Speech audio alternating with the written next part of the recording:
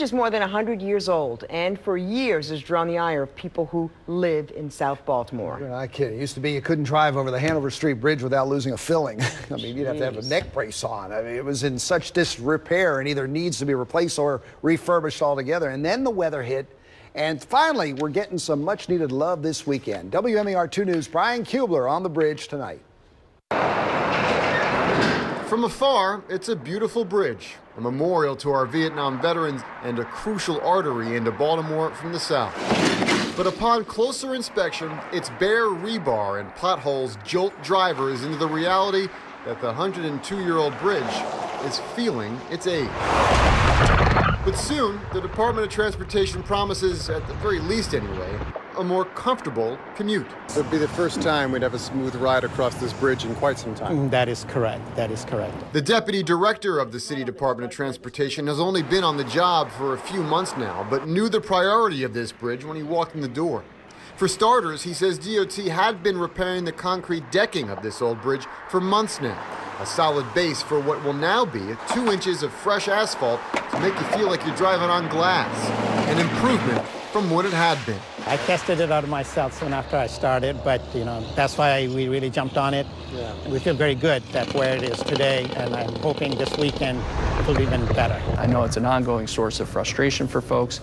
Everyone wants to see the bridge in better shape. I think this resurfacing this weekend is the first step in getting to that, but we need folks to be patient. Patient because while the resurfacing was a priority for Councilman Eric Costello, it's only a Band-Aid for this old bridge.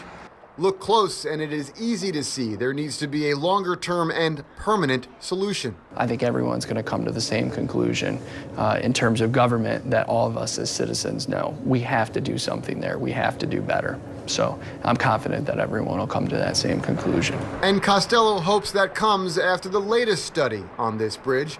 While previous studies looked at the connectivity and future use of the bridge, the current one is where your rubber meets this old road. The Department of Transportation says during the next year and a half, they'll be looking at the structural integrity of the Hanover Street Bridge. Together with an environmental study, engineers will look at the decking, the piers, the footing, all of which to determine whether this bridge should be refurbished or replaced. The city should have that decision in hand by the end of 2019. But then comes the hard part. The biggest elephant in the room is the funding source. Once we know we have the funding, I think we can figure all those things out and get a very good timeline. Our target is sometime in 2023, 24 timeframe, we hit the ground rolling in terms of permanent fix. Bottom line, this project could cost anywhere from $70 to $150 million and about 8 to 10 years to complete. An ambitious infrastructure priority that soon, finally, will get off to a smooth start. In South Baltimore, Brian Kubler, WMAR 2 News.